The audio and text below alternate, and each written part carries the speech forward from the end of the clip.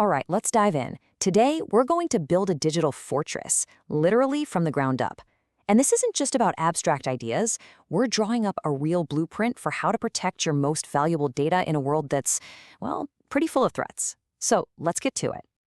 I mean, this is the million-dollar question, isn't it? For pretty much anyone online.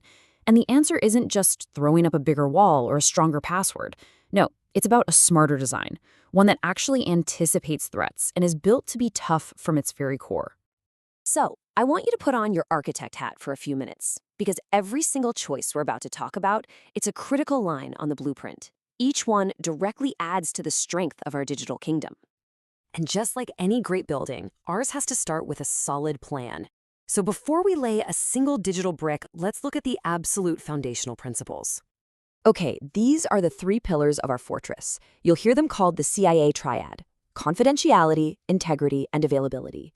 Think of these as our non-negotiables. Confidentiality, that just means our secrets stay secret.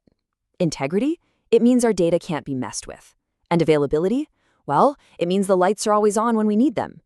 Everything we build serves these three goals. Now, our modern blueprint runs on a really simple but super powerful idea: zero trust.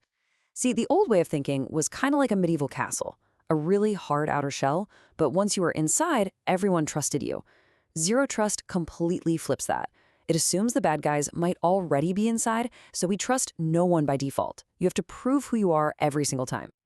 With our philosophy locked in, it's time to break ground. We're going to start putting up our digital walls, not just on the outside, but inside the fortress too. You know, the first rule of defending a castle is to compartmentalize.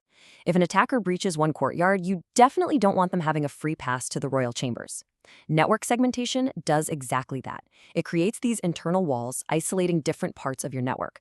So your guest Wi-Fi, for example, is totally cut off from your critical company files.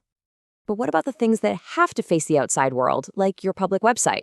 Well, you don't put it right inside the main castle. You put it in what's called a demilitarized zone, or DMZ. Just think of it like a protective moat. It's a buffer zone between the wild, dangerous internet and your precious inner kingdom. So, inside those main walls, we create different zones. The intranet, that's like the private, staff-only library. The extranet, on the other hand, is more like the guest quarters. It's a controlled area where you can let trusted partners or vendors in to access very specific things without just handing over the keys to the entire castle. You know, it's really easy to get obsessed with the traffic coming in and out of the main gate. We call that north-south traffic. But what about the sneaky stuff? Attackers who get inside, they don't just stand there. They move laterally from one system to another. That's called east-west traffic. And we have to guard those internal hallways just as fiercely as we guard the main entrance. Okay, our walls are up and the interior is smartly divided. Now we need to post some really smart, really vigilant guards at every single entrance to check out everything and everyone trying to get in. So our number one gatekeeper is the firewall. Its logic is simple, but it's incredibly powerful. Every little piece of data that shows up has to present its credentials. The firewall checks its rulebook, the access control list, and based on what's written in there, that gate either swings open or it stays shut. Simple as that. Then you've got something called Network Access Control, or NAC, which takes it a step further. It doesn't just check where you're coming from, it checks who you are and if your device is even healthy enough to be let in. Agent-based NAC is like a personal bodyguard, a little piece of software on your device that's constantly checking its security. Agent-less NAC is more like a checkpoint guard. It scans devices as they try to connect, which is great for things like guest access. Now, imagine a proxy server as a royal emissary. Instead of your users going out to the wild internet themselves, they give their request to the proxy. The proxy then goes out and does the browsing on their behalf, which masks their real identity and can filter out dangerous content. It's an awesome layer for both privacy and security. Okay, inside our fortress, every device needs a correct address to find its way around. But what if an imposter shows up and starts handing out fake maps, sending people to malicious places? That's what a rogue DHCP server does. DHCP snooping is basically the guard that stops this from happening, making sure only the official mapmaker is giving out directions. So our fortress is looking pretty secure, but our people are still out there in the world, and they need a way to connect back to it safely. To do that, we need to build some secure secret tunnels. When you build these tunnels, we call them VPNs. You've got a couple of choices. A split tunnel is really efficient. It's like a special armored tunnel just for your important work-related data. Everything else, like streaming music, just uses the normal public roads. A full tunnel, though, is for maximum security. It shoves all of your internet traffic through that one protected passage, making sure nothing is ever exposed.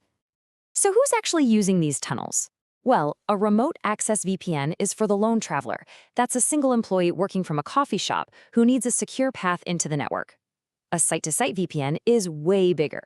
Think of it as a permanent, fortified bridge connecting your entire main office to a branch office in another city. The fortress is built, the gates are guarded, and the tunnels are secure. So, we're done, right? Nope, not even close. Now comes the really important part. We have to watch. We need an all-seeing watchtower to keep an eye on everything that happens, 24/7. Our first line of defense in the watchtower is a network intrusion detection system, or a NIDS. Think of this as the watcher on the wall. It just passively observes all the traffic flowing by, and if it sees anything that looks suspicious, it sounds the alarm. It lets everybody know something's up. But, what if you want a guard who does more than just yellow warning? That's where a Network Intrusion Prevention System, or NIPS, comes in.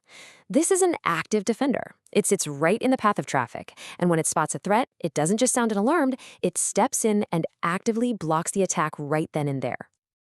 This really breaks it down perfectly. The core difference is huge. Detection, NIDS, is your guard yelling, "Hey, I see problem." Prevention, NIPS, is that guard saying, "Problem spotted, threat neutralized." In a real fortress, you're going to want both. But all these alerts and blocked attacks create a ton of information. It's useless if nobody analyzes it. That's where your intelligence network comes in. You have sensors, the eyes and ears, all over the fortress. Then you have collectors, scribes that gather up all those reports. And finally, the aggregators. These are your spy masters, who take all that raw data and piece it together to find the real, coordinated threats. So, we've done it. We've designed the blueprint, we've built the walls, guarded the gates, and we've staffed the watchtower. Our fortress is strong.